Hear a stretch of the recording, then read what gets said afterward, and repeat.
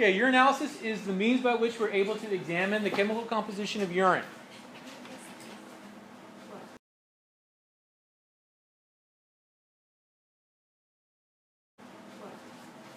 There is a distinct process that we go about doing urinalysis, starting with the collection and going through the chemical analysis. If we do a single collection point, the single collection point is done after the second void of the bladder. The reason for the second void is because it gets rid of any sediment that may have accumulated overnight. The typical route of doing this is to do a 24-hour collection of urine, either through catheterization or through collection pot. For those of you that have kids or have ever done a urine deposit for your doctor, the doctor will usually tell you to go ahead and use whatever jar you happen to have laying around the house, or you will do a collection at the hospital site. You want to make sure at that point in time it's the second void. And the reason for the second void is because as we sleep, any of the solutes in the urine will start to form crystallizations and can fall out of the solution, making whatever comes out on the first void more concentrated than every other void thereafter. When we do analysis and when we do collection of the analysis, we draw through the sample. You start your siphoning at the bottom and you finish your siphoning at the top. That way you have a column of collection. Once again, because if all I do is collect from the bottom, anything that could sediment out will be collected. When we do the analysis, we look for distinct things. The first thing we look for is we look for color. Color is used as an indication of urochrome concentrations. Distinct things can cause distinct colors to be present. The principal urochrome that we look for is an indication of hydration. And we'll get to the color continuum in a second here. The more accurate is what's referred to as urine-specific gravity, USG. Urine-specific gravity is a relative density to water, where 1.0 is equal to water.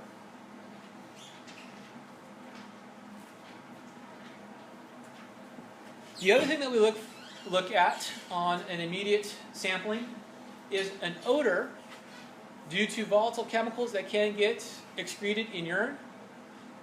Certain foods will have certain volatile chemicals within them. Certain metabolic wastes will have distinct odors within them. The other thing that we look at almost immediately on there is what's known as turbidity. Turbidity is the presence of colloids within the urine. And so we'll take a look at what turbid looks like in a second here. After that, we then do true chemical analysis. We either do an assay, or we react it with something to see color changes, or we actually do spectroscopic analysis, where we basically take the sample, throw it in a spectroscope, and see what light waves come out, because each individual chemical will have its own individual light wave. In this case here, we look at pH levels, we look for types of proteins, hormones, metabolites, or any type of pharmaceuticals that happen to be collected within the urine. This chemical assay is what is used for disease status. Most of the other stuff cannot give a true indication of disease status. So in terms of chemical composition,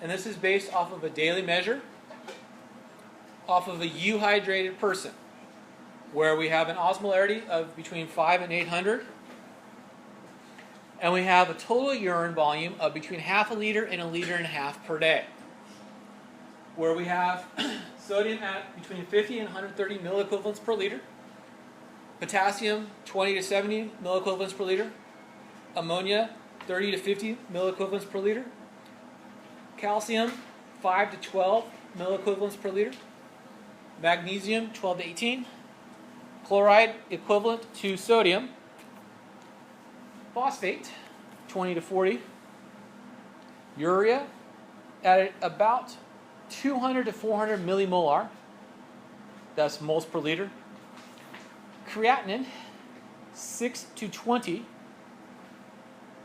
glucose less than 0.8 millimole, 0 amino acids, less than 10 total protein, no blood, because blood should not be able to what? Pass through the filtration membrane. Less than 2 milligrams per deciliter of ketones. No leukocytes unless the person happens to have what? Disease. And in this case here, if we find leukocytes in the urine in urinalysis, the leukocytes are not coming from the filtrate, but are coming from immune response within the urethra. No bilirubin, because bilirubin should be excreted how? Bile. And a pH that is acidic, between 4.5 and 7.0.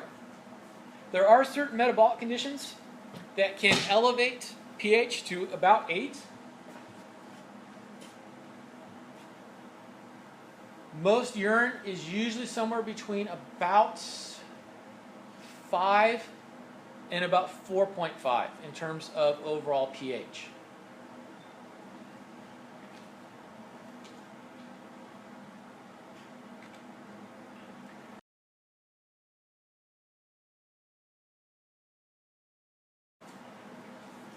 When we talk about ion presence, we usually reference it as a milliequivalent. The milliequivalent is not a gram measure. It's a reference to the amount of ions within the solution, or it's the ionic charge within the solution. And the way in which we get the milliequivalents is we take the milligrams of the ion that we happen to find. We multiply by its ionic number, +1, +2, +3, +4, etc., ignoring the plus minus. And then we divide it by its atomic molecular mass. So, sodium has a molecular mass of 23, it has a valence charge of 1. So, what we end up doing is we end up saying, okay, we find, say, 100 milligrams of sodium. So what we do is we say 100 divided by 23 gives us the milliequivalents of sodium that we happen to find. And we do that for each of the major ions that we find in the urine. Actually, we don't, the computer does.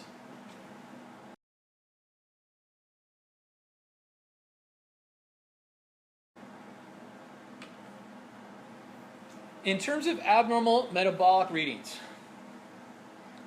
there is no clear delineation as to issues that can arise from metabolic screenings based off of single measurements. We usually classify things like ketones and glucose as having mild, moderate, or severe levels. Ketones less than about 20 milligrams per deciliter is usually referenced as having small readings or mild. Somewhere between 30 and 40 is usually referred to as a moderate. Anything greater than 80 is usually referred to as having a severe ketone deposit or a large ketone excretion rate. It is not an indication of anything beyond the production of ketones. When people do the low carbohydrate stuff, what they try to do is they try to see if they become ketotic or not, and what they'll do is they'll do a ketone stick.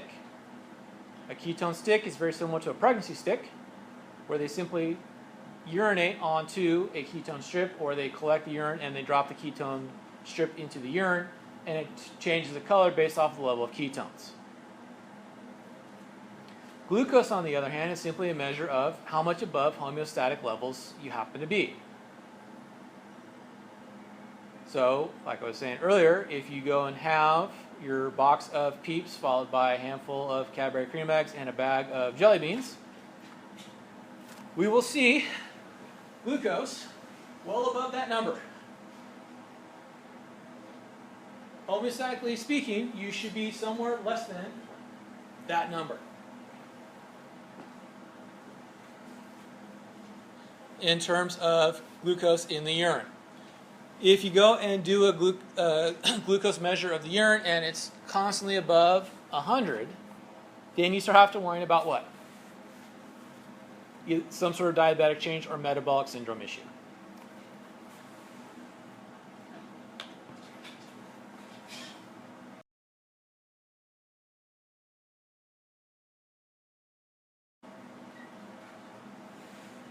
The next thing we have to look at is we look at the coloration of the urine. One of the things that can be measured in coloration is level of hydration. And it's based off of the urochrome solute that is yellow. It doesn't show up as well here on the screen as it does on your screen in terms of coloration. Anything from a straw yellow to a pale yellow in terms of coloration, in terms of urochrome density, is a euhydrated person, meaning that they are normally hydrated. Anything from a bright yellow towards a dilute tea brown is increasing levels of dehydration. Once we get to the tea colors, we start worrying about dehydration. Now there's two classifications here, and I'll get to the two classifications later when we talk about hydration issues. Dehydration is acute.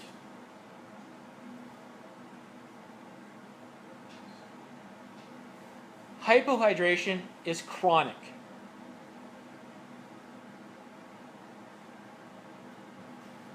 So you go and you exercise. When you're done exercising, you may be what? Dehydrated.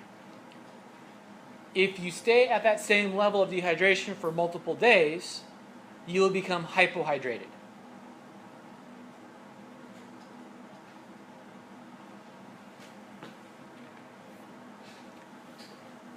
Eventually, in terms of severity, we get to what's usually referred to as coffee brown.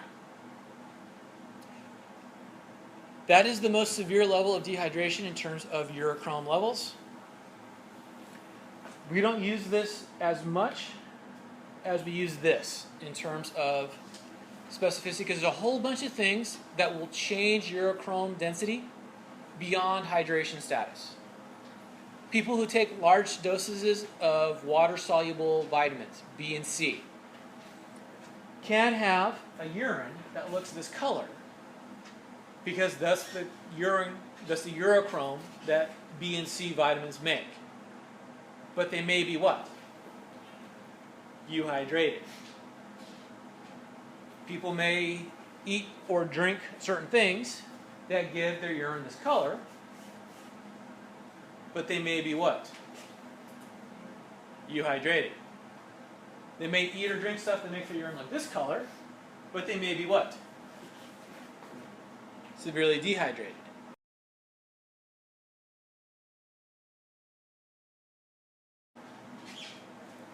That's why we use this table. This is the table of USG to level of hydration. There is a correlation between color and USG. However, correlation is not the same as what? Causation. Anything near water is a hyperhydrated person, someone that has overconsumed what? Water. So we make a cutoff of 0.004 as a hyperhydrated person. Up to 0.015 would be a normally hydrated person.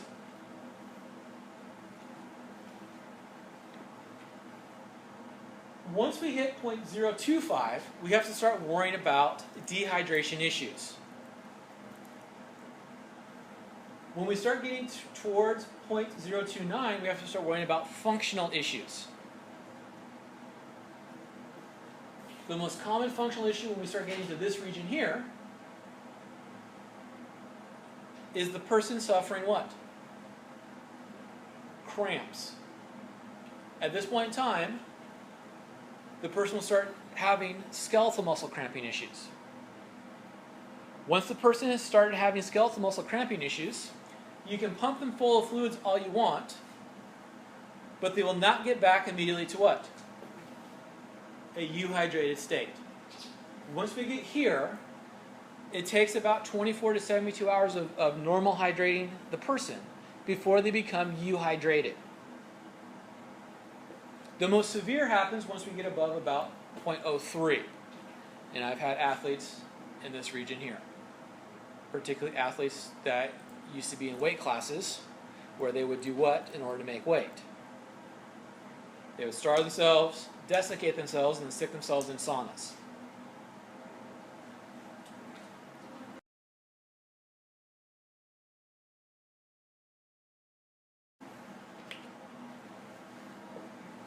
In terms of turbidity, this is what we're looking at. This is a turbid urine. This is a normal urine. Normal urine you should be able to see through. Turbid urine you cannot see through because of what's referred to as colloids. Colloids are large spheres that are suspended within the solution. There's a whole host of reasons for having turbidity. These are the most common causes. Large amounts of lipids and lipoproteins. High concentration of non-soluble solutes. Large amounts of bilirubin, phenols and benzenes, ethanol and aldehydes. Drugs, alcohols.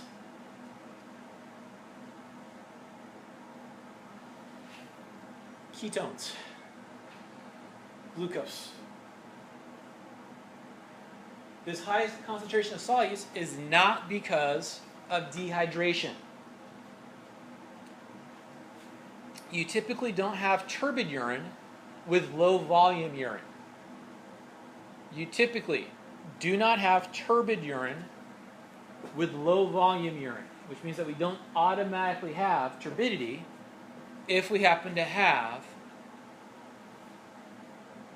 high concentrated urine. Low volume urine does not automatically mean turbid urine. Mainly because there's not enough volume there for the colloids to form.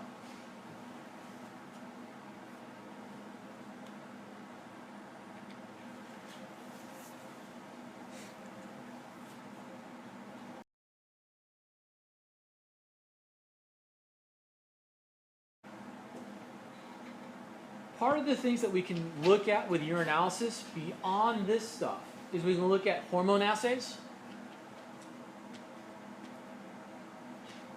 and we look at drug screenings. One of the things we do is we look at clearances and excretion rates to various hormones and to various pharmaceutical metabolites. The hormones can tell us the hormone composition of the person, and under certain circumstances can be used to make a diagnosis, such as pregnancy. For those of you that are going to go for employment, particularly in the healthcare field, you will have to give urine samples, you have to give blood samples for drug clearances. Because what they're going to do is they're going to look for various types of metabolites within your urine sample or within your blood sample.